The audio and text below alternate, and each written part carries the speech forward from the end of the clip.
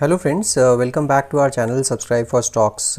आज हम बात करेंगे कल्याणी स्टील्स के ऊपर। जैसा कि आपको पता ही है, कल्याणी स्टील या कोई भी स्टील इंडस्ट्री या मेटल इंडस्ट्री आज की तारीख में ज़बरदस्त बूम शो कर रही है।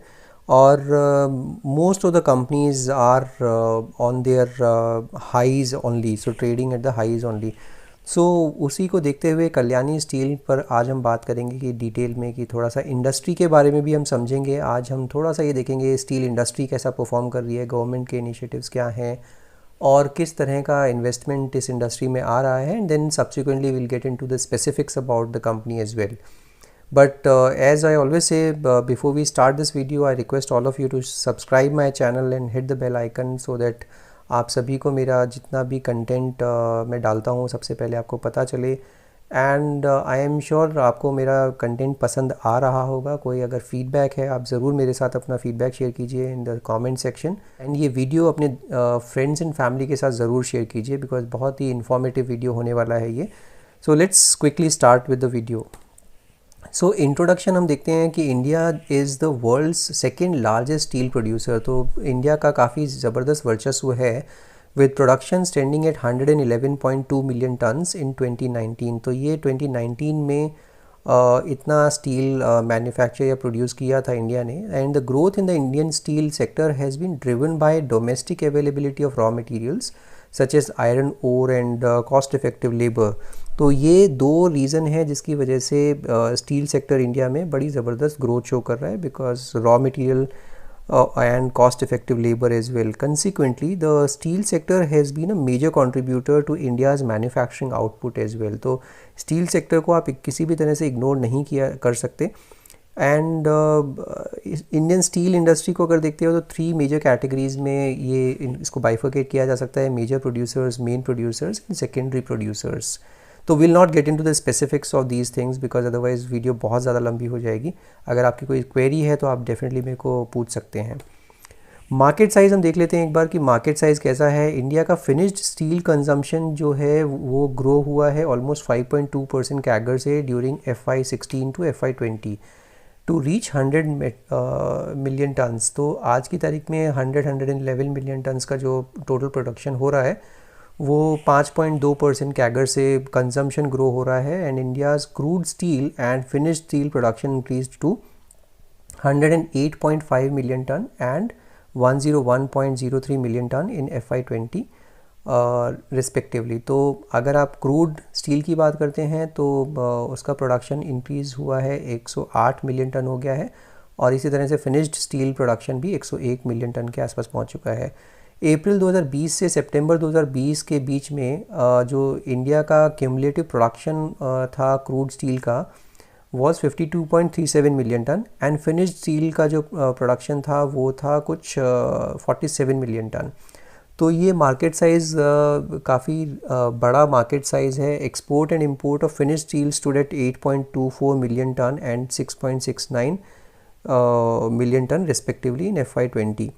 तो आप देख सकते हैं एक्सपोर्ट ज़्यादा होता है, इंपोर्ट कम होता है। तो वो जो डिफरेंशियल है उसकी वजह से भी काफ़ी इंडिया में फॉरेक्स गेंस भी होते हैं इस सेक्टर की वजह से। Export and import of finished steel stood at 7.1 million ton and 2.35 million ton. तो फिनिश्ड स्टील में तो बहुत ही ज़्यादा गैप है। एक्सपोर्ट काफ़ी करती है इंडिया, जबकि इंपोर्ट करने के मामले में 2.35 मिलियन टन ही कर रही है। एंड ये डेटा जो है अप्रैल से अक्टूबर 2020 के बीच का डेटा है। अब हम ये देखते हैं स्टील इंडस्ट्री में किस तरह का ज़बरदस्त इन्वेस्टमेंट हो रहा है और किस तरह का ज़बरदस्त लोग इसमें एंटर करना चाहते हैं। तो स्टील इंडस्ट्री और इसकी जो associated mining and metallurgy sector है, ये इन्होंने काफ़ी मेजर इन्वेस्टमेंट्स देखा है एंड डेवलपमेंट देखा है इन द रिसेंट पास्ट। एक डेटा के हिसाब से अगर हम बात करते हैं, जो department for promotion of industry and internal trade के हिसाब से, Indian metallurgical industry attracted foreign direct investment FDI जो बोला जाता है to the tune of $14.22 billion in the period of April 2000 to 2020। तो ऑलमोस्ट 20 साल में $14.22 बिलियन का FDI अट्रैक्ट किया है इस इंडस्ट्री ने। And some of the major investments in the Indian steel industry are as follows. तो अब अपन थोड़ा बात करते हैं कि इंडियन स्टील इंडस्ट्री ने किस तरह का मेजर इन्वेस्टमेंट अट्रैक्ट किया है। तो जब जैसे हम सेल्फ रिलायंस की बात करते हैं इंडिया में, इसी तरह से Indian steel companies have started boosting steel production capacity. तो क्योंकि सेल्फ रिलायंस जब भी हो पाएगा इंडिया, क्योंकि जहाँ पे भी देखेंगे आप स्टील का हर जगह खपत है। तो इसी को देखते हुए सेल ने अनाउंस किया था to double of its steel plant capacity in September 2020। तो रिसेंटली सेल ने डबलिंग करने का बात किया था कैपेसिटी को। मार्च 2020 में अगर देखेंगे तो Arcelor Mittal Nippon Steel India जो था, उन्होंने एक्वायर किया था Bhander power plant in Hazira Gujarat from Edelweiss asset reconstruction company. तो जो ARC एडलवाइज की है, वहाँ से आर्सेलर मित्तल ने भी एक्वायर किया था भांदर पावर प्लांट। फरवरी 2020 की बात करते हैं तो GFG alliance acquired Adhunik Metaliks and its arms Zion steels for 425 crores, marking its entry into the Indian steel market. तो GFG अलायंस भी स्टील इंडस्ट्री में एंटर किया विद दिस एक्विजिशन।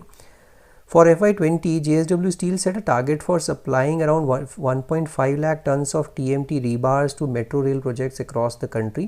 तो ये भी ज़बरदस्त एक इन्होंने टारगेट है इनके सामने। In December 2019, ArcelorMittal completed the acquisition of SR Steel at 42,000 crores and formed a joint venture with Nippon Steel Corporation। तो ये एक बहुत बड़ा एक्विजिशन था SR Steel का। JSW Steel has planned as $4.14 billion capital expenditure program to increase its overall steel output capacity from 18 million tons to 23 million tons by 2020। तो ये भी एक ज़बरदस्त इन्वेस्टमेंट करने की JSW स्टील ने भी बात की है। मिनिस्ट्री ऑफ स्टील ने जो प्लान किया है $70 मिलियन को इन्वेस्ट करने का in the eastern region of the country through accelerated development of the sector. तो ये भी काफ़ी ज़बरदस्त है कि मिनिस्ट्री ऑफ स्टील भी प्लान कर रहा है $70 मिलियन का ईस्टर्न रीजन में इन्वेस्ट करने का। अगर हम बात करते हैं, the production capacity of SAIL is expected to increase from 13 million ton per annum to 50 million ton per annum in 2025 with total investment of 24.88 billion. तो बहुत ज़बरदस्त आप ये देख सकते हैं कि ऑलमोस्ट 3.5 टाइम्स इनका जो टोटल प्रोडक्शन कैपेसिटी है वो बढ़ जाएगी। Tata steel has decided to increase the capacity of its Kalinganagar integrated steel plant from 3 million tons to 8 million tons at an investment of $3.64 billion. तो सारी ही कंपनियां आप देख सकते हैं कि इसमें घुसना चाहती हैं स्टील सेक्टर में आज की तारीख में। अब आगे कैसा दिखता है फ्यूचर, उसके बारे में थोड़ा सा बात करते हैं। तो नेशनल स्टील पॉलिसी जो थी 2017, उसके हिसाब से 300 million tons of production capacity by 2030-31। तो 300 मिलियन टन्स की कैपेसिटी हो जाएगी बाय 2031 तक।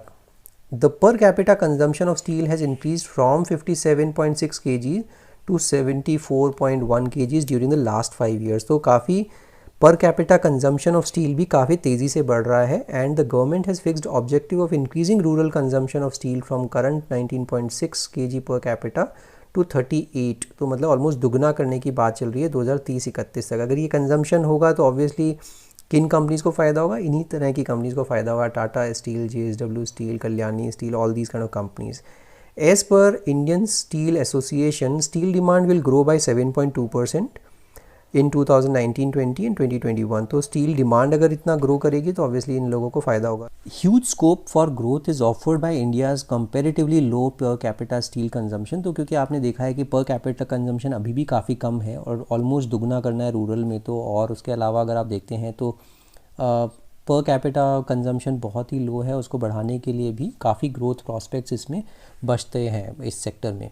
तो ये हमने क्विकली चेक की। इसके अलावा भी अगर आप देखते हैं expected rise in consumption due to increase infrastructure construction. तो इंफ्रास्ट्रक्चर कंस्ट्रक्शन भी बहुत ज़्यादा होने वाला है इंडिया में। And the thriving automobile and railway sector. तो ऑटोमोबाइल एंड रेलवे सेक्टर को नहीं भूलना चाहिए, बिकॉज वहाँ पे भी स्टील काफ़ी कंज्यूम होती है और वहाँ पे भी काफ़ी अपॉर्चुनिटीज़ अवेलेबल हैं। नाउ ये तो हमने पूरा स्टील सेक्टर के बारे में समझा कि क्या सेक्टर है, क्या आगे दिखने वाला है। अब हम क्विकली कल्याणी स्टील के बारे में भी समझते हैं। आई नो थोड़ा सा ज़्यादा डिटेल में चला गया, बट कल्याणी स्टील को क्विकली चेक कर। कल्याणी स्टील जो है आप देख सकते हैं 1231 करोड़ का मार्केट कैप है। आज ये 300 रुपये के आसपास बंद हुआ है। तो 296 रुपये हाई था, उसको ब्रीच कर गया, आज उसके ऊपर क्लोज दिया है वो आप ध्यान रखिएगा। स्टॉक का पी अभी भी 11 रुपये के 11 के आसपास है, बुक वैल्यू 233, तो बुक प्राइस टू बुक भी बहुत ज़्यादा महंगा नहीं मिल रहा है ये, एंड 1.21 टाइम्स ही मिल रहा है। इसके अलावा अगर आप देखते हैं डिविडेंड यील्ड, बहुत अच्छी डिविडेंड यील्ड है 1.77%, आरओसी ज़बरदस्त 18.6%, आरओई भी बहुत अच्छी है 15% के आसपास। इंडस्ट्री का पी 16.9 है, जबकि स्टॉक का पी अभी भी 11 के आसपास है, तो बहुत अच्छी बात है। कल्याणी स्टील का प्रोमोटर होल्डिंग देखेंगे तो 64-65% के आसपास है, तो बहुत बढ़िया चीज़ है ये। अगर आप प्लेज परसेंटेज देखते हैं तो प्लेज परसेंटेज भी कुछ नहीं है, रिजर्व्स अच्छे खासे 1200 करोड़ का मार्केट कैप और उसमें 1000 करोड़ के आसपास के रिजर्व्स, तो बहुत ही ज़बरदस्त है। इंटरेस्ट कवरेज रेशियो देखेंगे तो 24.9 times, which is phenomenal, and debt to equity कुछ है ही नहीं, तो it is a debt free company. EPS देखते हैं तो 25 रुपये का ईपीएस आता है, which is a phenomenal number again. बहुत ही बेहतरीन कंपनी है। अगर आप इसको क्वार्टरली नंबर्स फटाफट देख लेते हैं, सितंबर क्वार्टर में आप देखेंगे तो अगर YOY देखते हैं तो वहाँ पर भी ज़बरदस्त परफॉर्मेंस 6-6.25% का सेल्स ग्रोथ दिखाया है, और अगर आप Q-on-Q देखेंगे तो बहुत ही ज़बरदस्त परफॉर्मेंस है वहाँ पर। तो ऑपरेटिंग प्रॉफिट भी देखते हैं तो 44 करोड़ से सीधा 61 करोड़ हो गया है, तो बहुत बेहतरीन नंबर है यहाँ पर। ऑपरेटिंग मार्जिन्स देखते हैं तो आप लास्ट फ्यू ईयर्स में देखेंगे तो बेस्ट इन क्लास है 19%। एंड अगर नेट प्रॉफिट की बात करते हैं तो नेट प्रॉफिट सितंबर 2019 में इन्होंने 45 क्लॉक किया था, इस टाइम फिर से 45 करोड़ का नेट प्रॉफिट क्लॉक किया है। सेम ईपीएस की बात करते हैं तो 10.35 रुपीज़ था, अभी भी 10.35 रुपीज़ है, तो बहुत बढ़िया नंबर है क्वार्टरली भी। अगर आप ईयरली नंबर्स देखते हैं तो 2009 से लेके अभी तक आपने कोई फायरवर्क्स नहीं देखे होंगे, बहुत स्टीडी रिटर्न्स दिए हैं। But as I said in the previous slides कि इस टाइम पर steel is at a sweet spot और बहुत ज़्यादा ग्रोथ प्रॉस्पेक्ट्स आगे आने वाले टाइम में दिख सकते हैं। तो उस लहजे में अगर आप देखेंगे तो बहुत ज़बरदस्त चीज़ है ये, और अच्छी इंडस्ट्री है। अगर अभी आप देखेंगे तो 25 रुपये के आसपास का ट्रेलिंग 12 मंथ का देखते हैं तो ईपीएस आ रहा है। उससे पहले 30-31 रुपये के आसपास का ट्रेलिंग 12, उससे पहले 30-31 रुपये का ईपीएस हुआ करता था। बैलेंस शीट देखेंगे तो बोरोइंग्स बिल्कुल कुछ है ही नहीं, सितंबर क्वार्टर तक आते आते 50 करोड़ का बोरोइंग है, विच इज़ नेग्लिजिबल, तो बहुत बढ़िया बैलेंस शीट है। और इसके अलावा अगर कैश फ्लोज की बात करते हैं तो मार्च 2020 में 240 करोड़ का कैश फ्रॉम ऑपरेटिंग एक्टिविटीज़ आया था, नेट कैश फ्लो, जबकि -6 करोड़ था, तो आउटफ्लो हुआ था 6 करोड़ का, बिकॉज इन्होंने कैश फ्रॉम इन्वेस्टिंग एक्टिविटीज़ से आप देखेंगे तो 168 करोड़ का इसमें आउटफ्लो था टोटल। रेशियोज़ की बात करते हैं, 19% का ROCE है। डेटर डेज़ अच्छी बात क्या है, 80 दिन से 72 दिन हुए हैं, उससे पहले 102-135 दिन, तो अभी क्या है इस सेक्टर में ही पूरा टर्न अराउंड आया है, तो एकदम बढ़िया इसका डेटर डेज़ भी अच्छे से कम कर पा रहे हैं। शेयर होल्डिंग पैटर्न देखते हैं तो 64% 65% के आसपास प्रमोटर होल्डिंग है, जिसमें से अगर आप देखें तो BF इन्वेस्टमेंट, क्योंकि कल्याणी ग्रुप की ये कंपनी है बाबा कल्याणी, तो BF इन्वेस्टमेंट लिमिटेड का ही 39% इसमें हिस्सा है एज ए प्रमोटर। FIIs भी इसमें इन्वेस्टेड है 1.84%, एंड DIIs ने 4% 3.91% से, तो आप देखेंगे तो मार्च से लेके अभी तक DIIs ऑलमोस्ट 3.57 3.91 एंड अभी 5.66% अभी DIIs पहुंच चुके हैं, और पब्लिक की शेयर होल्डिंग कम हो रही है जबकि शेयर बढ़ रहा है। तो मैं हमेशा बोलता हूँ कि इस बात को बिल्कुल ध्यान रखिएगा कि जब DIIs और FIIs अपना हिस्सा बढ़ा रहे हो तो पब्लिक निकल जाती है, उल्टा करना चाहिए, जबकि अगर वो बढ़ रहे हैं तो हमें भी बढ़ाना चाहिए। तो अभी ये बहुत अच्छी जगह पे है, अभी लेने वाला टाइम है। Let's quickly see this particular stock on the technical charts as well. तो ये आपके सामने मैंने इसका वीकली चार्ट लगाया है। वीकली चार्ट पर आप देखेंगे तो एक ये बहुत ही बेहतरीन, आप इन्वर्स हेड एंड शोल्डर भी बोल सकते हैं, ये हेड, ये इसके दोनों शोल्डर, उसका ब्रेकआउट अगर आप देखेंगे तो यहाँ पर 275 रुपये के आसपास का ब्रेकआउट हुआ है, और आज भी ये जो बंद हुआ है इसमें अभी एक जो छोटा सा हर्डल है जिसको आज पार करके निकला था, वो था 305-306 रुपये के आसपास। अब मैं आपको इसको डेली चार्ट पर भी एक बार दिखा देता हूँ, डेली चार्ट पर इसमें क्या पोजीशन बन रही है। ये जो डेली चार्ट है आप अगर देखेंगे तो डेली चार्ट पर भी अगर आप देखेंगे तो ये इसमें एक टॉप है, फर्स्ट टॉप, सेकंड टॉप और थर्ड टॉप। ये थर्ड टॉप को इसने क्रॉस कर दिया है 275 रुपये के ऊपर, और अभी आने वाली जो चाल है वो बहुत ज़बरदस्त होने वाली है। और इसके ऊपर जो पहला जो टारगेट 305 अगर ये तोड़ के निकल के क्लोज दे देता है तो उसके ऊपर आप ले सकते हैं। और नेक्स्ट जो टारगेट दिखता है 340 का मुझे दिखता है। 340 एक बहुत बढ़िया टारगेट है, ईजिली अचीवेबल भी है। और उसके ऊपर तो फिर आप देख सकते हैं ये 427 रुपये भी जा सकता है। 427 दूसरा हर्डल है इसका, तो बहुत अच्छे से ये चार्ट्स पर पॉइज्ड है। और ये अच्छा ब्रेकआउट इसने दिया है 275 रुपये के ऊपर। आपको इसमें क्या करना है, आज में काफ़ी अच्छी ग्रीन कैंडल बनी है, बहुत बढ़िया वॉल्यूम्स भी हुए हैं इसमें। तो ये अच्छे वॉल्यूम के साथ ऊपर जा रहा है, हायर टॉप्स हायर बॉटम बनाते हुए। तो अभी हमें करना क्या है, हम अभी के अभी भी ले सकते हैं इसको, और जितना नीचे आए 275 के आसपास 270 के आसपास जितना मिलेगा ये उसको आप एक्यूमुलेट कर सकते हैं। और आने वाले टाइम में इसको आपको अच्छा रिटर्न ये देके जाएगा। So this is it. In case you like my videos, do subscribe my channel and also अगर आपने अभी तक अपना डीमेट अकाउंट नहीं खुलवाया है तो क्विकली डीमेट अकाउंट अपना खुलवा लीजिए। एंड मैं उसका लिंक आपको डिस्क्रिप्शन बॉक्स में दे रहा हूँ, एंजल ब्रोकिंग का लिंक है। फ्री ऑफ कॉस्ट आपका डीमेट अकाउंट खुल जाएगा, कहीं जाने की ज़रूरत नहीं है। ऑनलाइन फैसिलिटी अवेलेबल है जिसमें ज़ीरो डिलीवरी चार्जेस हैं, और इससे बढ़िया आपको ब्रोकर मिलेगा नहीं। मैं भी पिछले 8 साल से यूज़ कर रहा हूँ। इसके अलावा अगर आपको स्विंग ट्रेडिंग के आइडिया चाहिए वो आपको ऊपर फ्लैश हो रहे हैं, आप वहाँ पर भी मेरे को फॉलो कर सकते हैं ट्विटर हैंडल पर एंड टेलीग्राम चैनल पर। जैसे मैंने अभी CSB बैंक अभी रिसेंटली दिया था, उसके पहले गुजरात फ्लोरोकेमिकल्स भी दिया था। इनफैक्ट गुजरात फ्लोरोकेमिकल्स रिसेंटली मैंने दिया था और उसके बाद वो काफ़ी अच्छा चला। CSB बैंक मैंने 220-21 पे मैंने ये सजेस्ट किया था, और आज आप देख सकते हैं कि आज ज़बरदस्त भागा है, 240-41 रुपये तक जाके आया है। तो 10% का return with in few days, I think phenomenal. बंधन बैंक मैंने बताया हुआ है, बंधन bank again a very very good bank. तो इस तरह से आप अपना क्विक बक बना सकते हैं। मैंने भी CSB बैंक लिया था, आज निकाल दिया CSB बैंक मैंने भी, और अपना प्रॉफिट बुक कर लिया है। सो छोटा छोटा प्रॉफिट बुक करते चलिए, बिकॉज मार्केट थोड़ा सा वॉलेटाइल है, पीक पे चल रहा है। और जितना भी आप शेयर ले रहे हैं उसको आप एक ही बार में ना लेके थोड़ा सा ट्रांचेस में लेने की कोशिश करें। So this is it, see you in the next video. Thank you so much for watching this video.